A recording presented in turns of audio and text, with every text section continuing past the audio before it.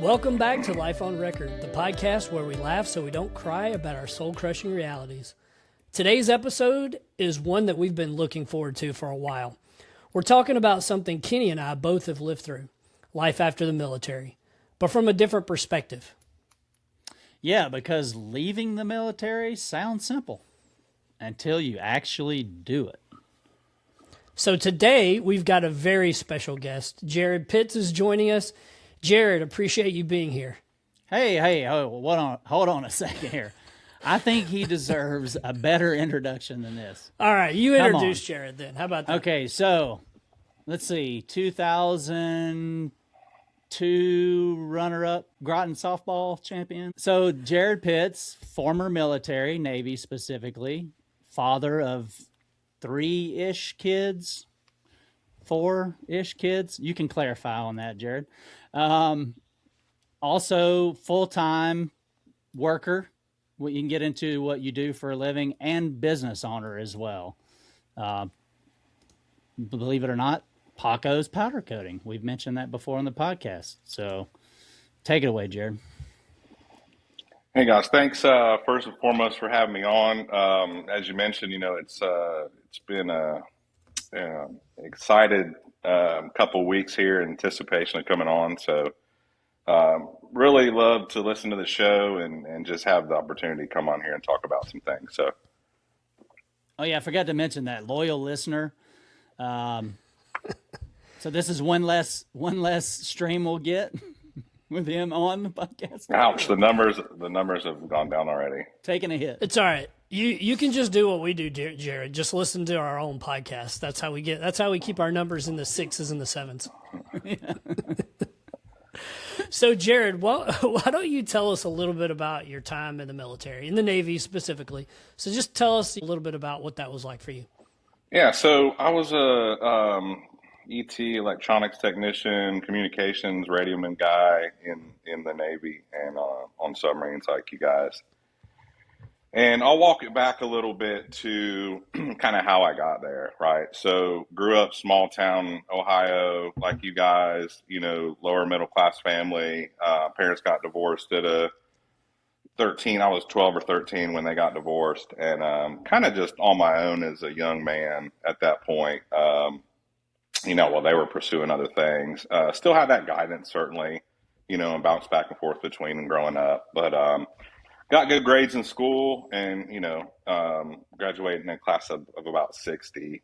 Didn't really, wasn't Dang, too difficult. 60? Wasn't That too was difficult. Yeah. Dang, Really 60. small school.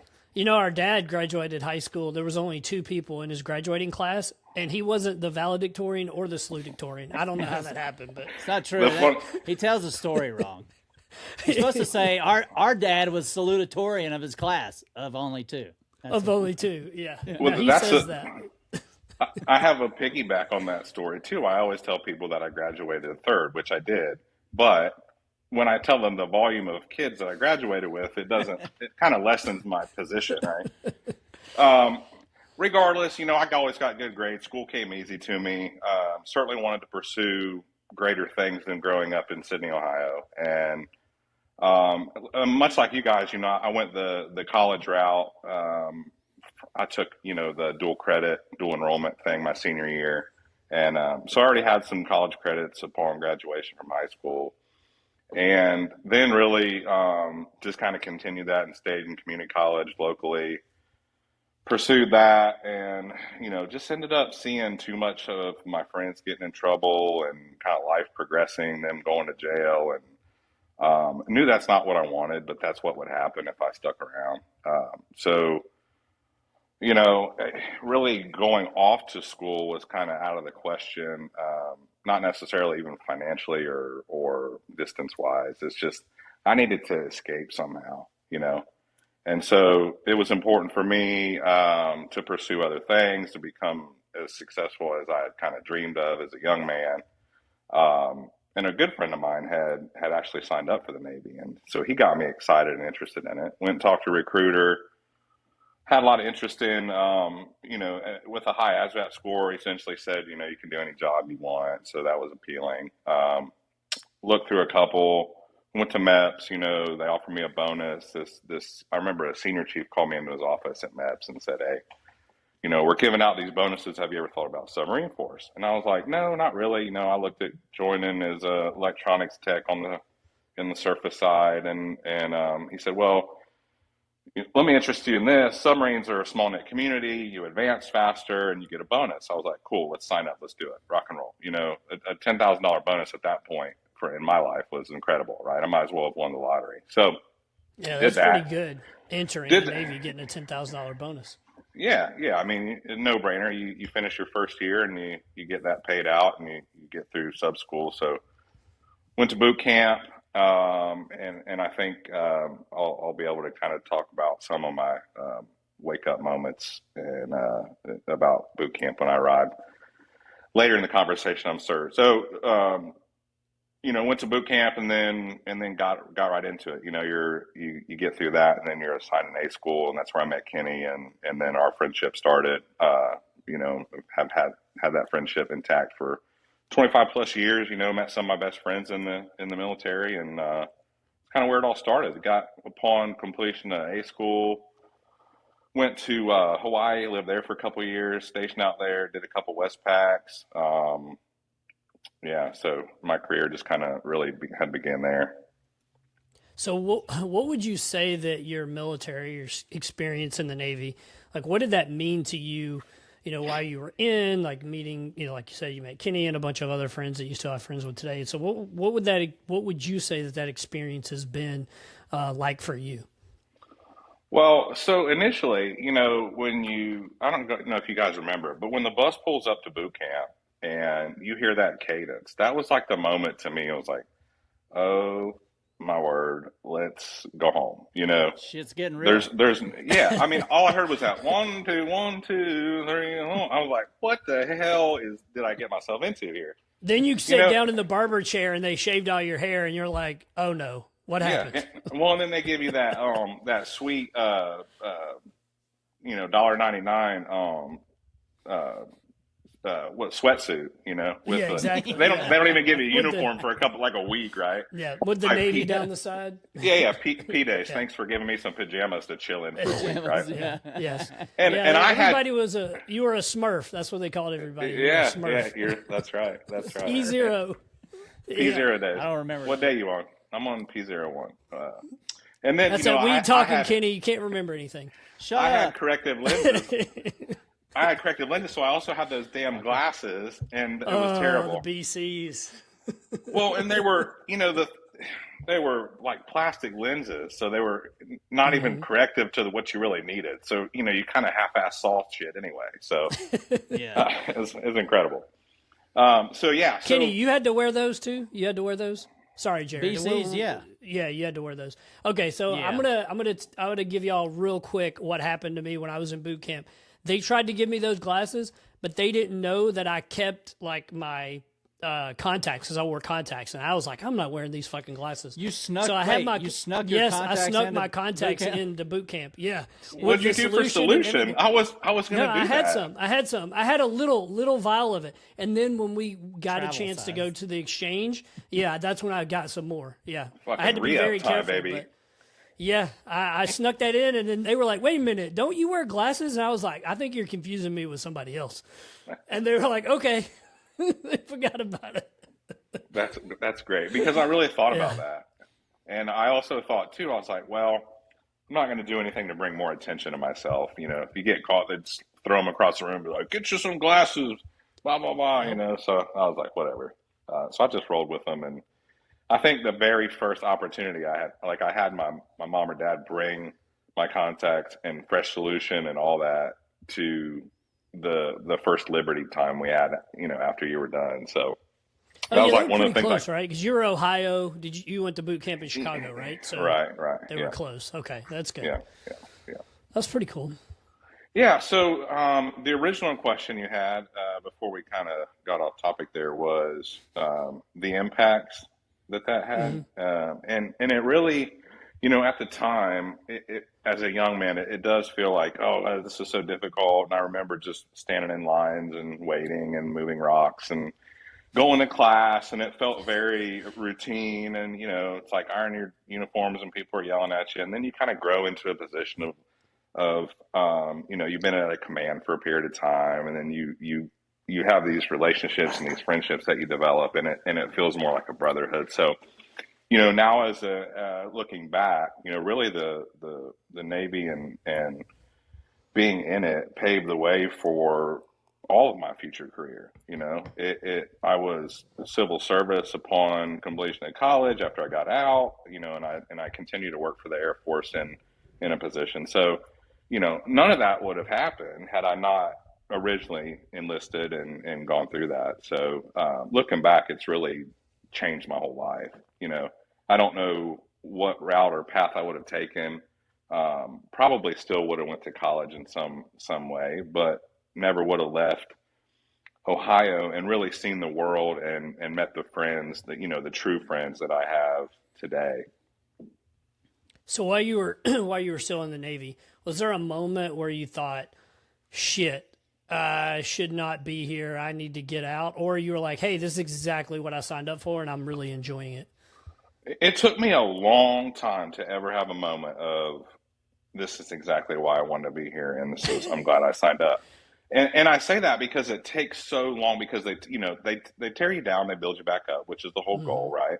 And you enter that world and you're never prepared for it. I don't care how many stories you've heard of people like, oh, this is what you do, and this is a boot camp story. And until you get off that bus and you hear that damn cadence, and they put you in a rack that's barely holds two grown men, and they're screaming at you about how you fold your socks and how your bed's made. And gosh, I remember holding my having to take a piss in the morning until my kidneys were about to explode, right?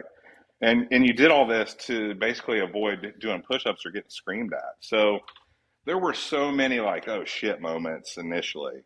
Um, and then as I got on, and again, you go through being in a place for a period of time, like when we were at A school and I met Kenny and Brandon and other lifelong friends along the way. I mean, we really had a good time there. We found our fun, and we functioned more like college kids Yeah. there going to school than anything. And I think that was probably the turning point. When I really established that group of friends, and we were going to Yukon to party up there, or we were going on a trip to New York or go see Boston. And when you're up there in the Northeast, there's just so much to see and do in a very short drive, even. So I think that's when I really transitioned into like, hey, I'm glad I'm here, and this is what I really want to be pursuing.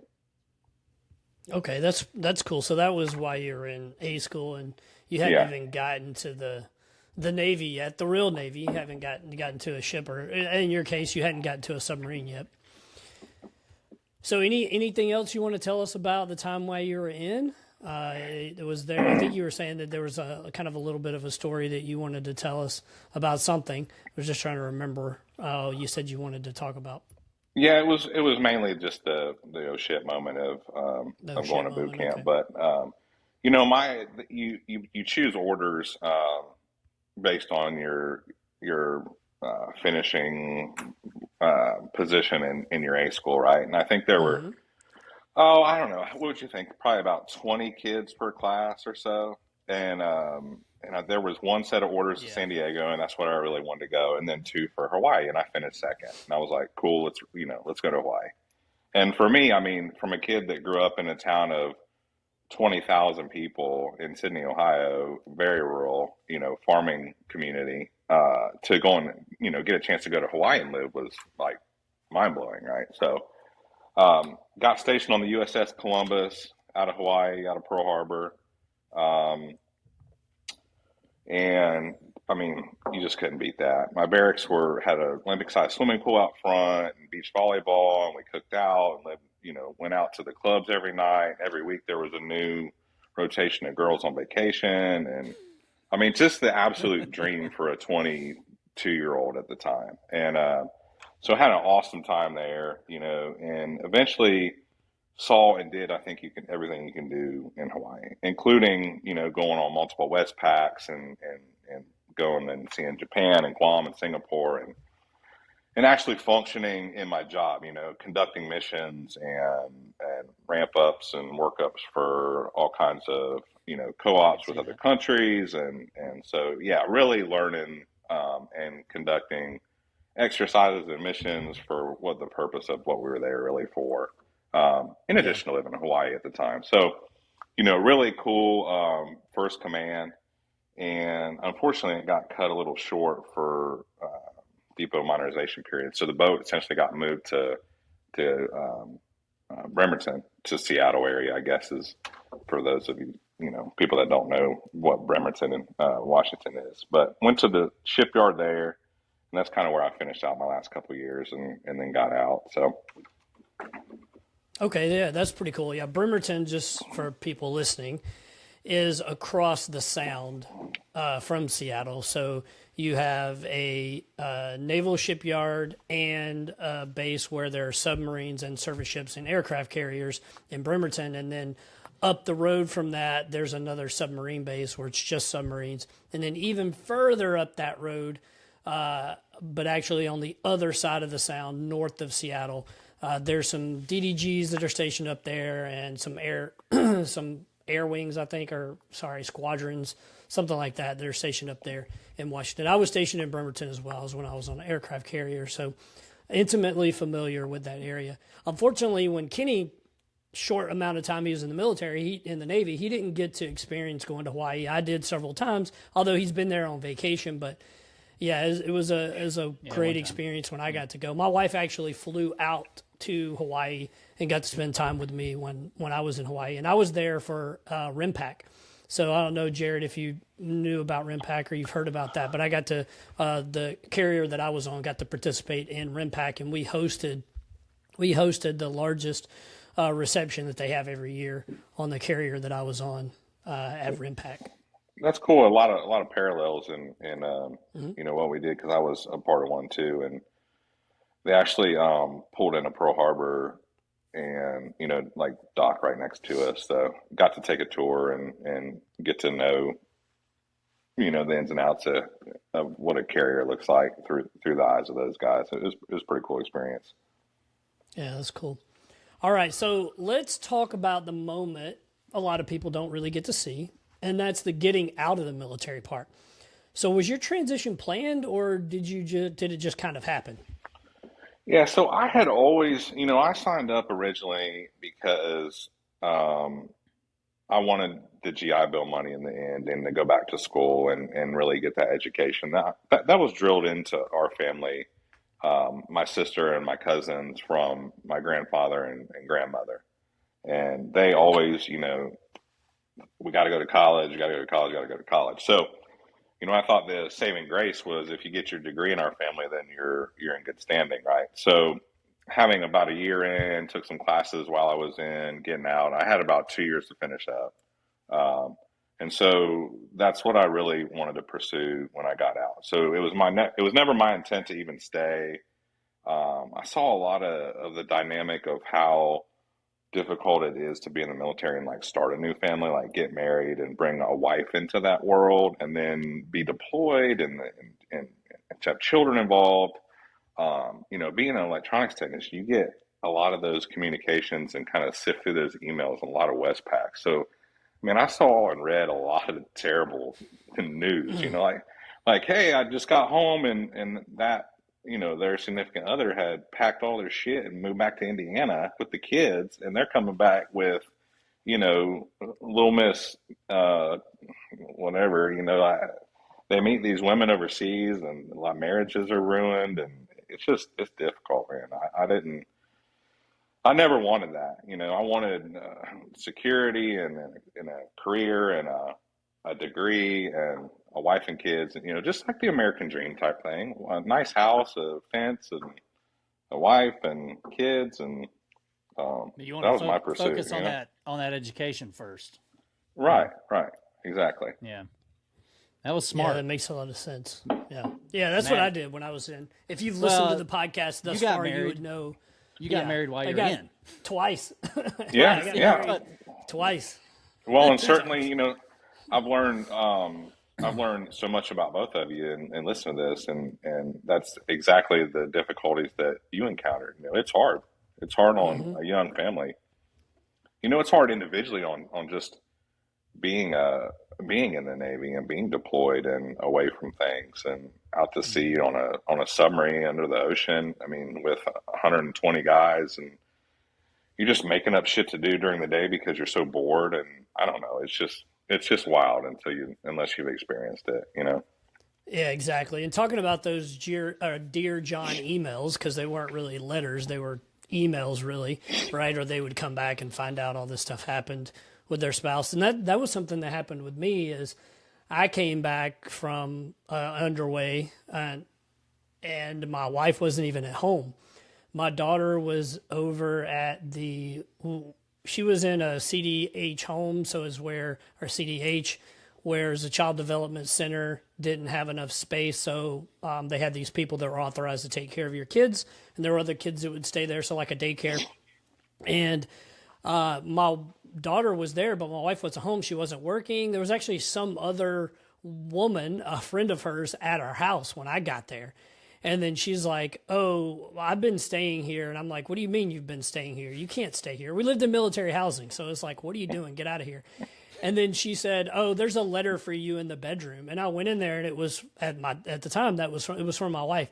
Essentially, she was shacked up with some Marine, because the base that I was on in Kings Bay, Georgia, had Marines, and she had been like essentially cheating on me with this Marine guy.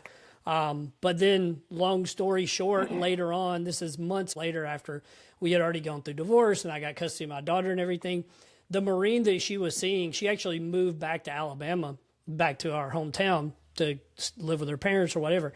But the Marine actually died, not in combat. And I know this is kind of a sad story, but he didn't die in combat.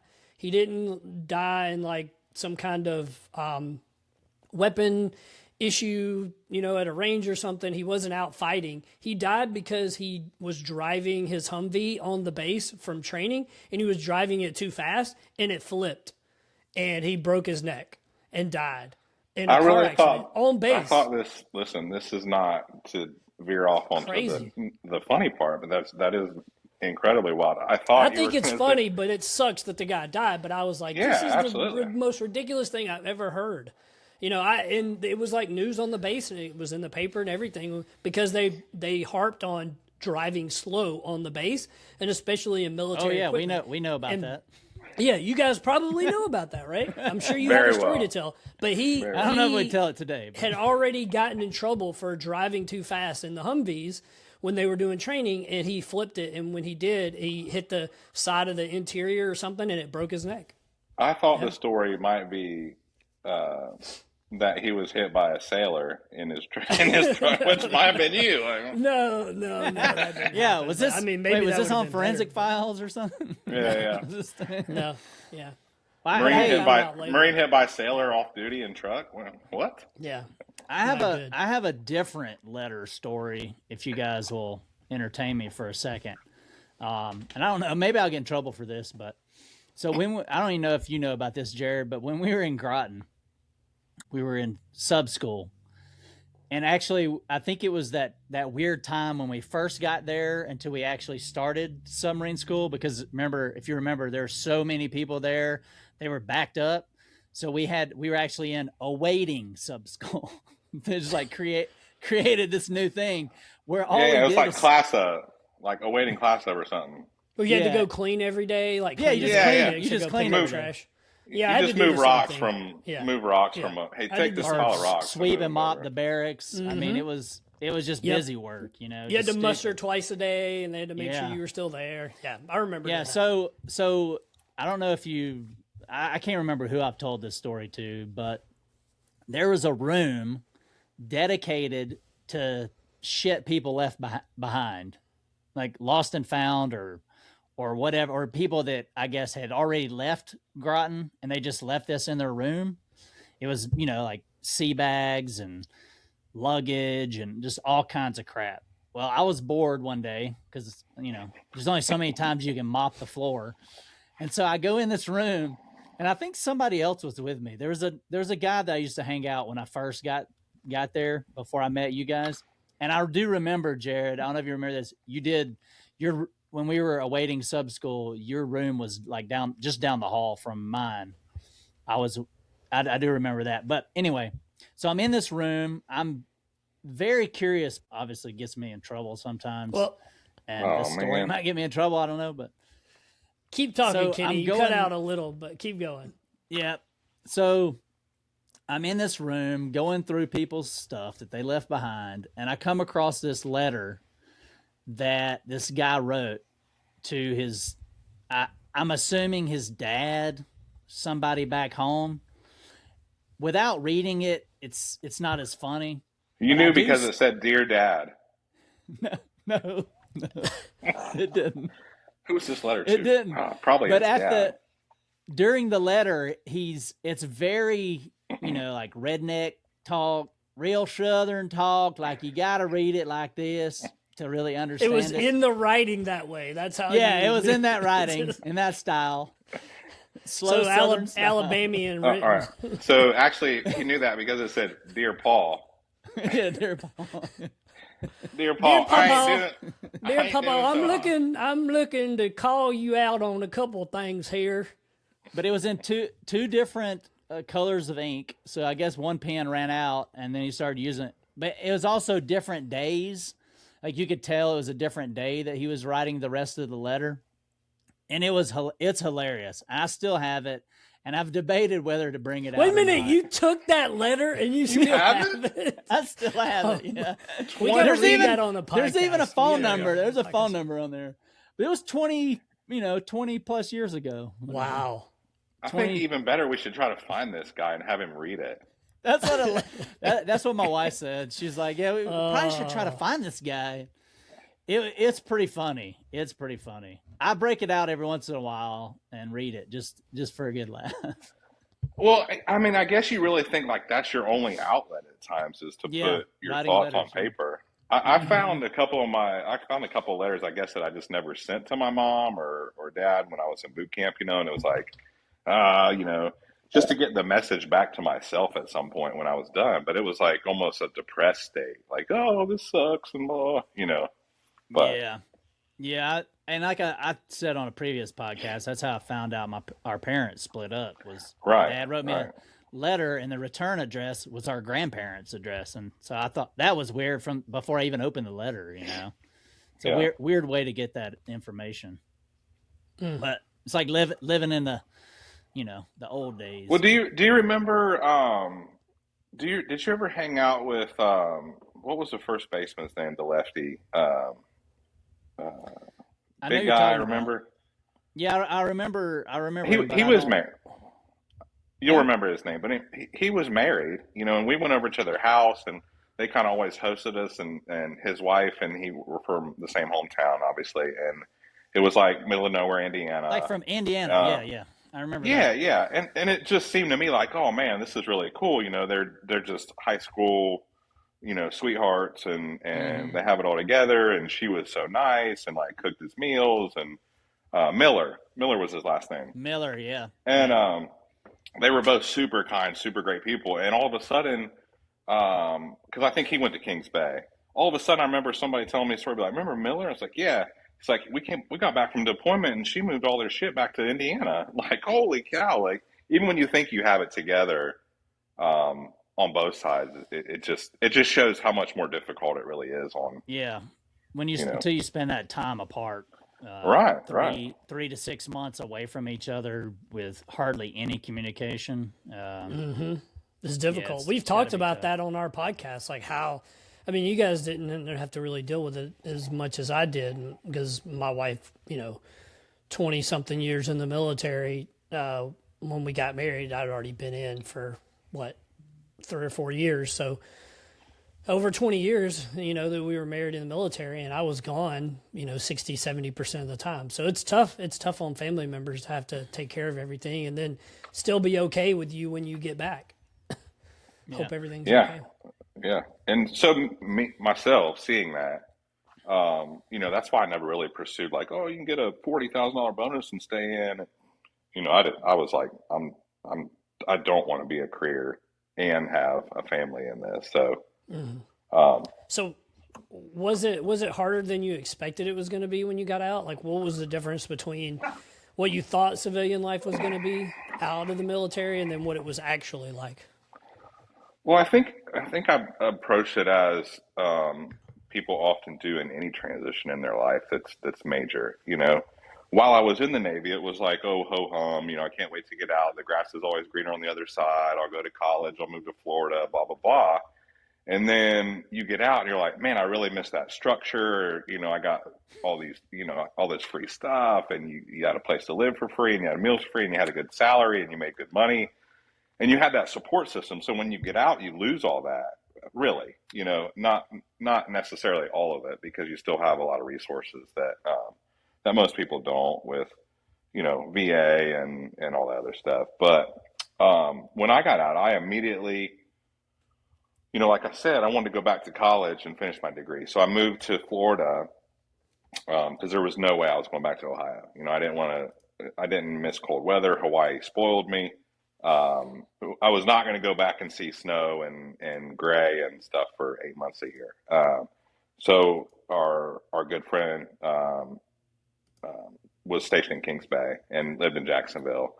And it was like right when the housing market was super high. I was like, let's get some real estate and we'll go to North Florida. So I enrolled in there and moved to Jacksonville, and just immediately started like college life and got the GI Bill rolling. And so all my college was paid for. I didn't have to work. This was I basically, 2006. Sorry to this was interrupt. like yeah. 2006. Yeah. Yeah. So I got out in like June or July of 2006. And then started school at North Florida in August of '06. So I had like a month off, moved all my stuff, bought a couple condos. Brandon and I lived in one, and we leased out another one, and started our adventure at North Florida, and immediately entered that college kid world at 25 years old, which was awesome because I had so much more life experience than all of them.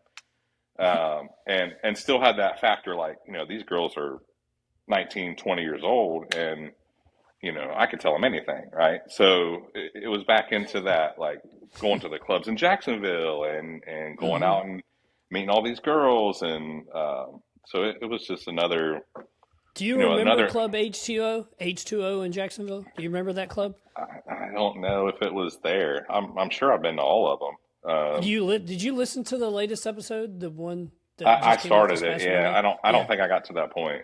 So when we talk about where I met my wife, that's where we met. My wife okay. and I met at Club H2O in Jacksonville on Atlantic Beach. That's the Atlantic place Beach. where we met. Yeah. So was that like one of the beach club bars? No, it was just on Atlantic. It wasn't at the beach. It was actually, I think, on the. It was near the inter. It was near the marina. There was actually a marina there, off of Atlantic. It wasn't actually at Atlantic Beach, but it was a little bit more inland. But there was a marina. It's a restaurant now. Went back and took a look and see what it was now. But yeah, So if you it name turned some into a restaurant. if you name some clubs that were along that run, like Jack's Beach, I would certainly remember that. That's where we frequented most of the time. Yeah. Okay. So real quick, we're going to take a commercial break and then we'll be back to the show. We want to give a quick shout out to Paco's Powder Coating. These guys do great work and deliver on time. If you've got wheels, parts, furniture, recreation equipment, or military and first responder gear and want to upgrade or restore it, they do high quality powder coating that lasts. Mention Life on Record when you call, email, or stop by for 10% off. Check them out at pacospowdercoating.com. All right, back to the show. Wait a minute, Jared, you're wearing a Paco's shirt. Do you work at Paco's? Oh, wait, are you the owner? Yeah. Are you the owner of Paco's? Those guys called us and emailed and said, hey, we want to sponsor your podcast. Here's our commercial write-up, and then can you put this on your podcast? And we're like, sure. We don't do this for money. We just do it for free. Was that email from you, Jared? I think it was. Or was it Kenny sending me the email? I'm not going to bow out of that, but I would like to applaud the sales team for that consistent pursuit of new business through advertisement sales And they actually had, gotten this polo dry cleaned, and it was set out in my laundry just magically this morning. So it really worked out good, and full Nice. circle type thing. But yeah, so interesting. About a year ago, I started Paco's powder coating here where I live, in addition to working full time for the Air Force. So now I'm a small business owner as well. Yeah, Yeah, that's Matt, that's if you so would have cool. paid attention to my additional intro, I mentioned that he was the owner Yeah, of that's right. Paco's Oh, Powder maybe I Coating. just missed that. Maybe I wasn't paying attention. Yeah, My maybe intro you got list is high quite or long something. though. Yeah, yeah. So So, I currently work You know we do for. the commercial recording is separate. We just add it in, so you know. Yeah, yeah, that's all right. Go ahead, Jared. You were saying yeah. something. Well, no, I just continue to get interrupted by needless banter. But yeah, so Welcome I'm, to I'm the Life on owner. Record. I am the owner of Paco's Powder Coating, and again, like I mentioned, started about a year ago. Always wanted to own my own business. Thought this might be a good market and area to get into this, and yeah, we've been growing and trying to keep our head above water ever since, and had a ton of challenges. So yeah, small business ownership is difficult. Probably more difficult than anything I experienced in the military. So awesome little fact Well, there that kind of recaps or builds on some of our conversation in this. So well, we hope your business continues to be successful, and we definitely support you guys. So one thing we've talked about a little bit in our other podcasts has to do with identity and purpose of ourselves, our family members, our relationships, things like that. But since in this podcast we're talking about someone serving in the military, is when we talk about structure and identity, how did that hit you when you got out and you started, working for the Air Force and you have a civilian job or whatever you were doing when you first got out? Like, how did you feel, or was there any loss that you had? Like, oh man, I missed the friends that I had, and I wish I was hanging out with them. Or was there something else that you had to do to kind of help rebuild that sense of purpose after you got out? Because you went right to college, right? And then after college, I'm sure you got a job doing something. So talk to us a little bit about that. Like, how did you maintain that purpose of what you were doing in your life? So, when you are in the military, obviously one of the big things is to build a structured brotherhood, and that's really the sense you get. Whether that was in A school with Kenny and the guys doing crazy stuff in all the universities and clubs and bars and stuff around there, or my time in Hawaii doing the same things as a young man, and then in Jacksonville, kind of that pursuit there. But luckily, I had one of my best friends, and that helped a lot in the transition too. I still had that to rely on. Like he was someone that we just looked out for each other until we got rolling in a new world, essentially. But I'm kind of a sentimental guy too, and had really tried to maintain a lot of those friendships. I talked and reached out to Kenny quite a bit, mhm. even though he lived in Tennessee at the time, and um, we were in Florida. Had another friend that got out too about the same time, and he was from Orlando, so we went down and saw him quite a bit, and golfed and just did a lot of the same activities we did in the Navy, just kind of without being part of the Navy or on a base or whatever. Um, so yeah, that was a transitional time where you feel the sense of losing that brotherhood as a whole because you have so many guys that you just kind of are like your brothers in the end. And so transitioning back to kind of essentially college life was hard at first, but I think I really understood and grasped the concepts that I learned while on active duty, of leadership and communication, and kind of took those skills into my approach and how I was going to do in college. When you first go to college, like you guys, you go and you kind of blow off classes and you don't really try, and that's essentially probably why we ended up where we were, right? and then as an older, still young man, going back at 25, college was a breeze. I just had to show up. I could manufacture a B, you know, and I just did the homework and showed up and got credit for what I need to get credit for, and year and a half later, it's graduating and moving on to other things. In that time, I also got an internship at Anheuser-Busch, which was a phenomenal job with a great company at the time. And, so I really had it all rolling, or so I thought. I owned two condos pre 2008 crash, and nothing but the prices were just skyrocketing, daily in value of real estate in that area. I had an internship at one of the last great American-owned companies in Anheuser-Busch doing logistics and transportation management for them.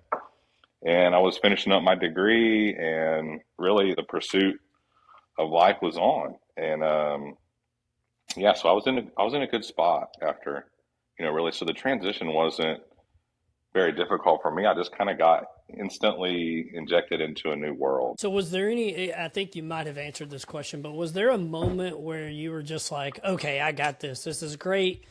I'm finished school. I'm going to go do this work. And then, I'm going to continue to grow my family. What was that point where that moment just like, it was like a light switch in your head and you're like, boom, I'm off to the races.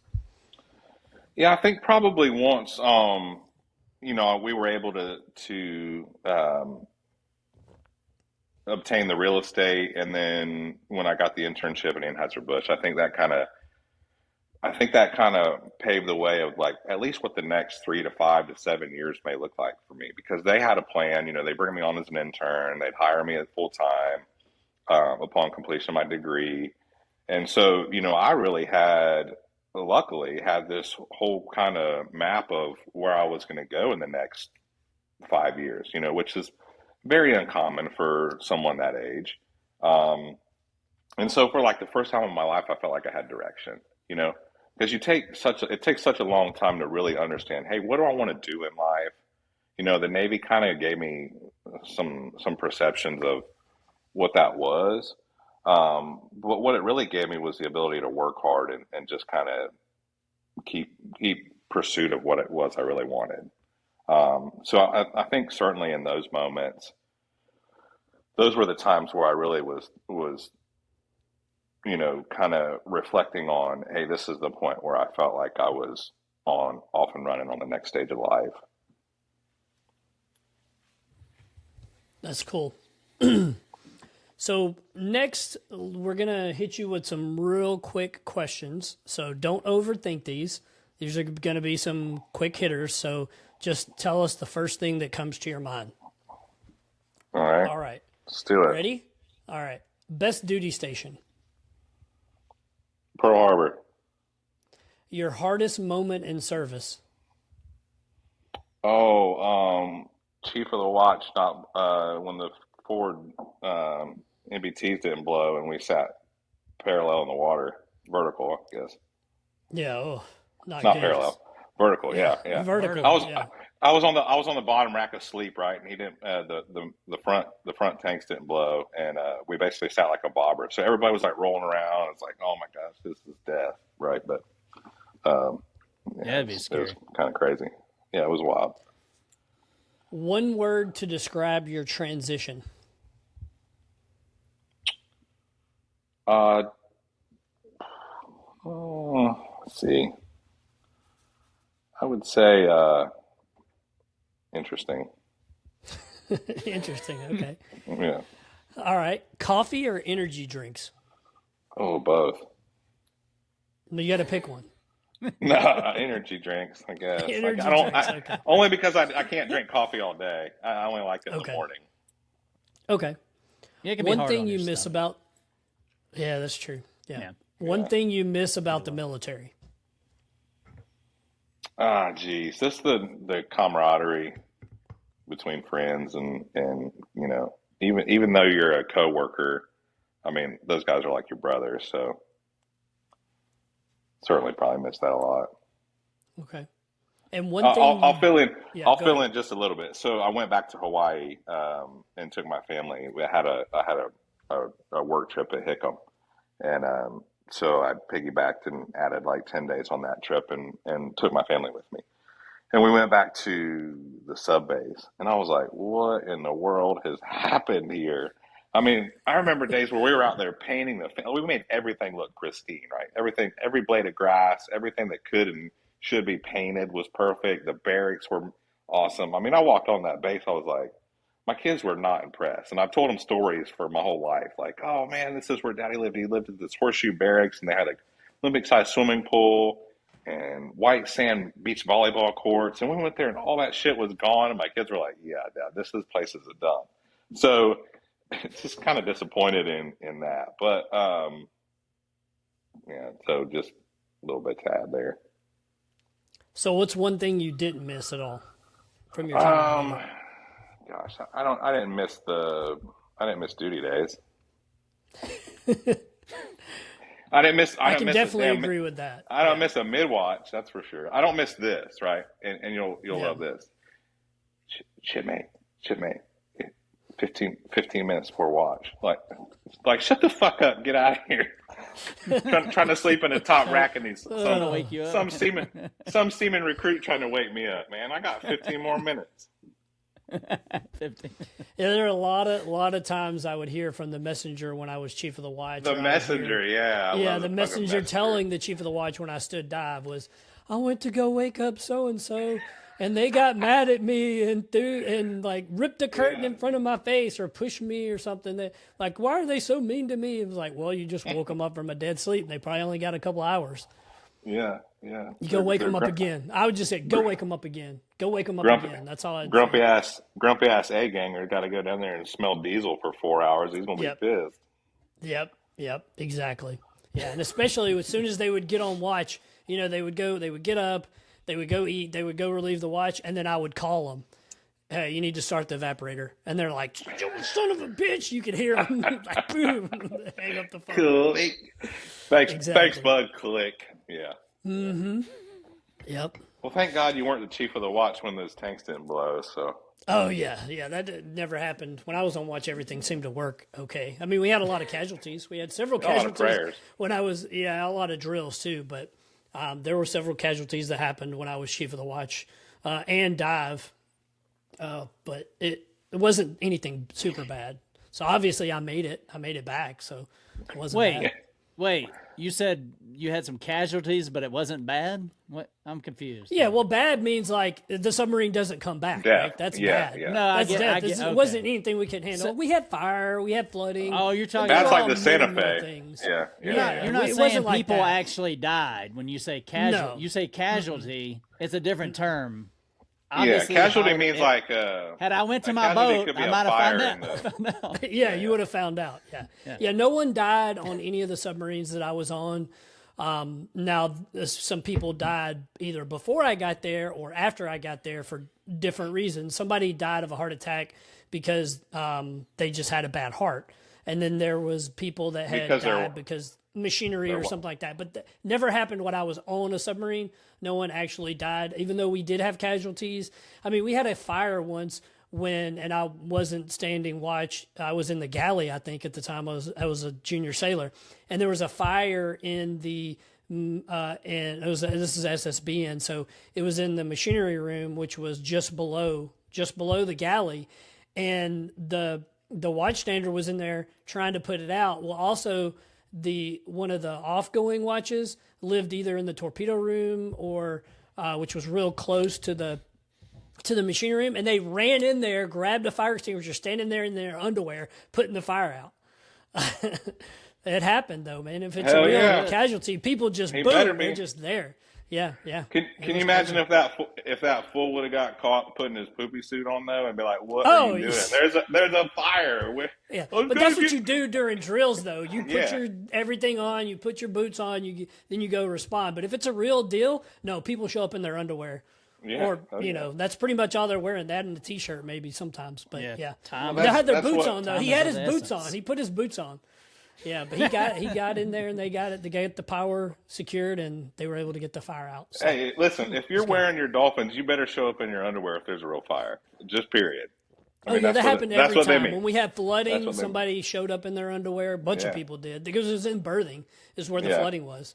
But yeah, We it had happens. flooding in the control room once, and it was literally like water was on the plotter. Oh, So did it yeah, come like the down? Were you at periscope depth or something? Or not yeah, periscope? Were you yeah, on the surface? yeah, yeah, Were you on the surface? Okay, yeah, yeah, yeah. yeah. And And what's the scene? Oh, the nav. No, what's the A nav came down, and he came out in his underwear, and because it was happening at his watch station, right, for his guys. So yeah, he was up in his underwear pretty quick. So yeah, your but ANAV was probably a chief or a senior chief or something like that, and he right, came out of the chief's right, quarters. yep, Yeah, yeah, that happened a couple of times when I was a chief as well. We had casualties and people would come running out of the chief's quarters, something like that, right? If I'm on watch, I didn't say shit to them. I'm just like, all right, fire's out, set the reflash watch. We'll see what happens next, set The the reflash XO, watch. the captain would come in the control and the XO would be at the scene, and they're just getting all the information. Then once we're good, then they would go back to sleep. Yeah. I mean, so that was the original question, right? So what's one Yeah. thing I won't miss is You certainly won't those miss, yeah. wake ups. Yeah. All right, Jared, it's been really great having you on the show. We really appreciate you coming on and sharing your story. Kenny, I know there was a couple things you wanted to say to Jared too before we turn it over to him for last message. Oh, was there? Yeah. I don't even. If not, it's okay. Wait. So much Wait for a going second. freelance. Yeah, I didn't. This is news to me. So Hey, Well, you just agreed. bring it. You agreed to have a few words before Jared Bring it, gave his bring it final from the message. heart, brother. Bring it from the heart here. I don't. You, Hold on. You said Wait, you wanted to Off, say something to off Jared. script, off script, off script. was there something on the from the heart. script or on the I the mean, album? there is, No. but you said you were going to say whatever you wanted to Jared. I don't Something Well, about this- being an amazing friend or something, and see. I'm getting gaslit right now because I never said any of this, and then he's gonna say, he's "Oh, not. you don't remember because you're a pothead." None of this is true. I don't know what's happening right now. I'm being bamboozled. he doesn't I remember felt- anything from an hour ago, I guess. It was the opening. think- Hey, I don't remember, man. It's all right. okay. It's okay. Honestly, I didn't know there was something that pre-written. do nothing you have pre-written. anything to follow up with? I mean, I guess I could say your friendship has been invaluable to me. I mean, I do remember when you you moved to Georgia after college. You didn't bring that up, but we spent some time together there, and go down and see some football games. Stuff I probably wouldn't have done otherwise or been able to do. I know, I have an older friend, Bob, who I did go to a football game before, but I know this sounds kind of trivial, but it, like just there's those times you get to spend hanging out and doing things that you wouldn't think you would be able to do. Like we actually, saw Cam Newton live when he was in college. That was pretty cool. Just thanks, man, I guess. Just thanks for being you. And yeah, thanks for all the good times, man. I mean, it's been a wild ride, and Yeah. yeah. I mean, we could sit here and tell stories for days on, and I think we should definitely link back up here and bring Brandon on and tell some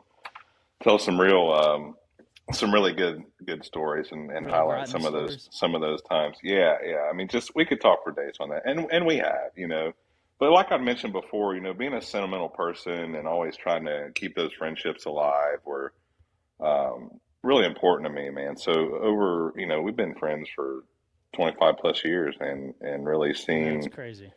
each other grow from the times we were getting in trouble in the barracks and racing up the hill to the with the E-class to now having families and being professionals for a long time, and she got Yep. kids going off to college, and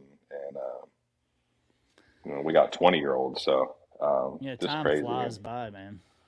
Yeah, and Flies I by. appreciate our friendship a ton too, man. It's been it's been really important part of my life to have you and now your brother certainly, and learn a lot from this podcast from both of you. And a funny thing I was thinking of, I think it goes back to like the very first where you guys introduce yourself and talk about where you grew up and these relationships. It seems like in the military that every one of us had that small segment of our life where it's like, man, we know we wanted more.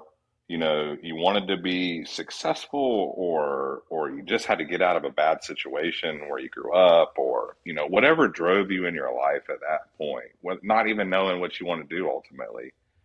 Kind of led you to that group, right? So Yeah. that has kind of remained intact through our relationship and our friendship through the years. And so, had the chance to meet your wife, come out to Colorado, but we're coming out to Colorado in June, so I'll get to see you. Yeah. I remember Carson was coming out for that concert, and I was going to have him just camp out in your backyard, and I gave you that whole story that really wasn't true. But yeah, but we're going to come out as a family and kind of pivoted on some vacation plans. So come out there for a week and see some more Colorado and opportunity to see you guys. But I'll get with you on that. We did lose Kenny there for a minute, so he'll probably Oh join. But his birthday's on the 17th, so I don't know if you're gonna be there in yeah. Colorado on his birthday. But I'm sure he'll be happy to have you there. He doesn't really celebrate birthdays, but at least you'll be there to say happy birthday, I guess. And I have a great Kenny birthday story, right? So every year, I'm back. Brandon and I's birthdays are like a month apart. Mine's in October early, and his is early November. And we're always like, oh, happy birthday, Jay, happy birthday, B, whatever. Everybody has a good time. And then all of a sudden, Kenny always comes in like a week later. He's like, you guys know you missed my birthday back in June. We're like, oh, man. And we won't miss it next year, bro. We won't miss it next year, we promise. So a few years ago, I was like, Brandon, let's plan ahead and send Kenny a birthday present. Let's get him something that he will truly love. And of course, we got him something. Because he doesn't do presents at all, so don't expect to get anything from him. Yeah, you can send him stuff.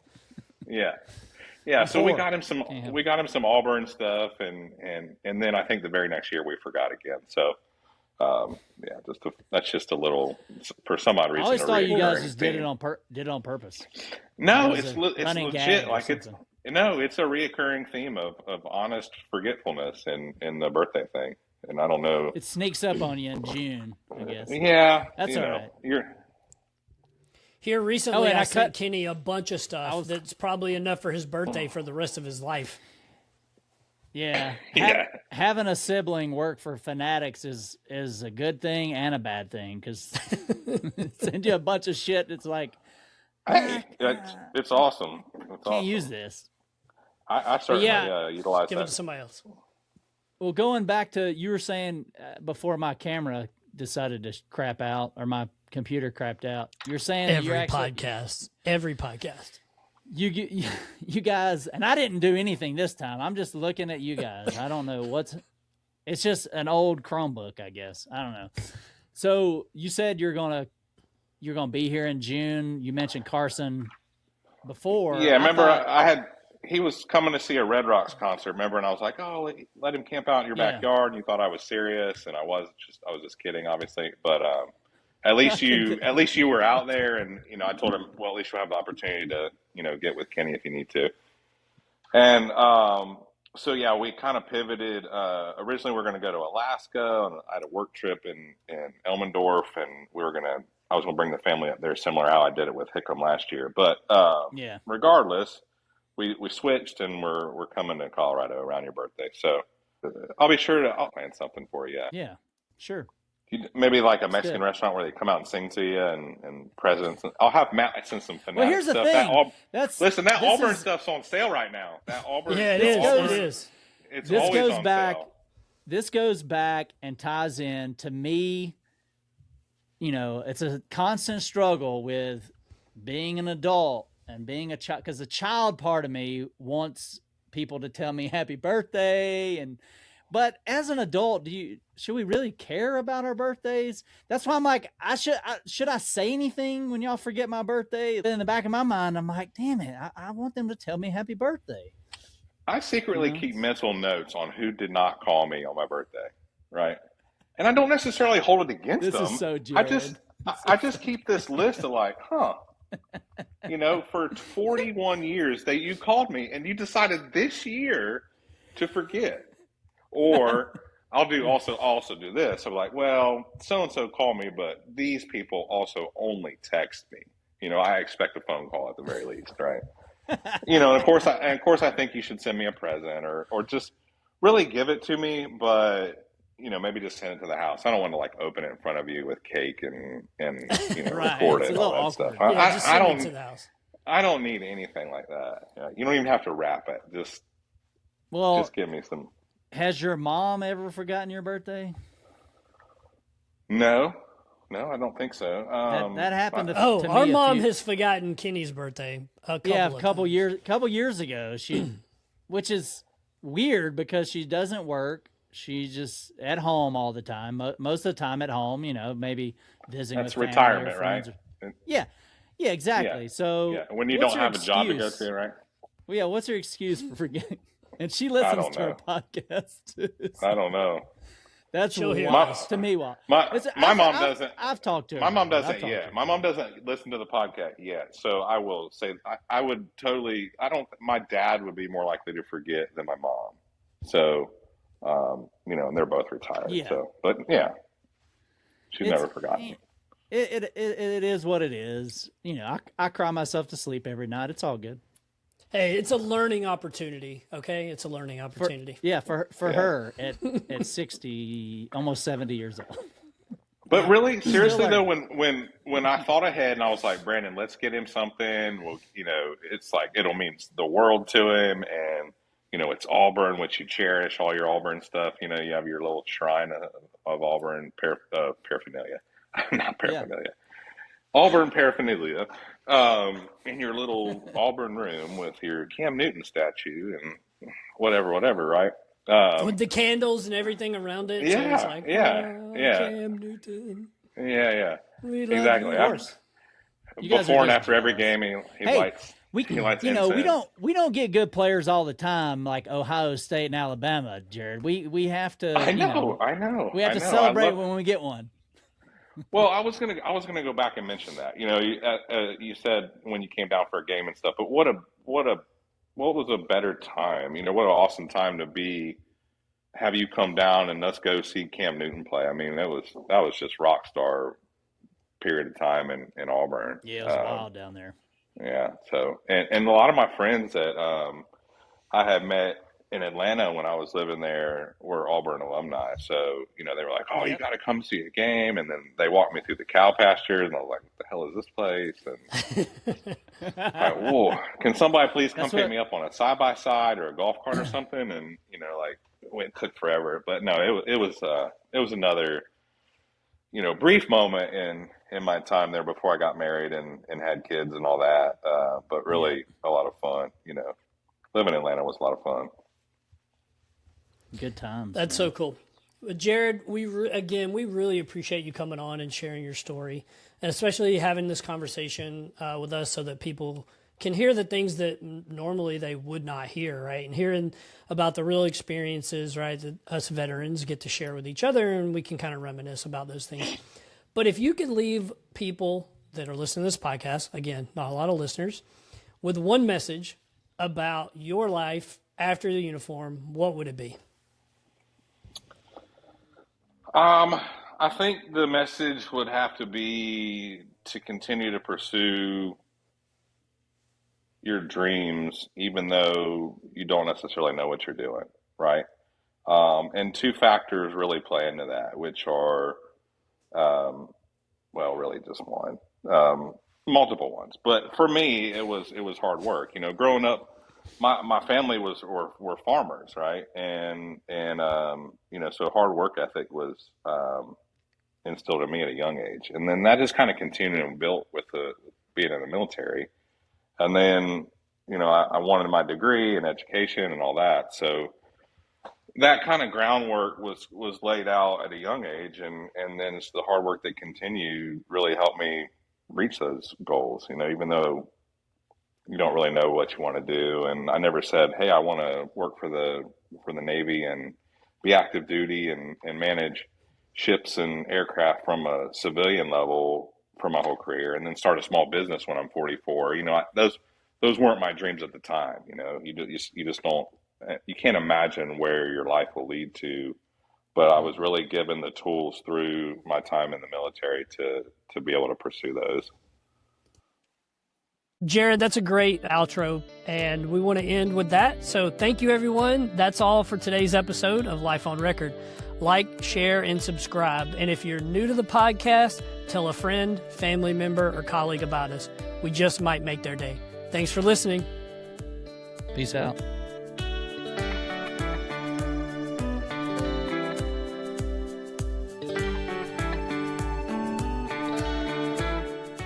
Life on Record is written and produced by Matt and Kenny Compton. Music by Mr. Smith.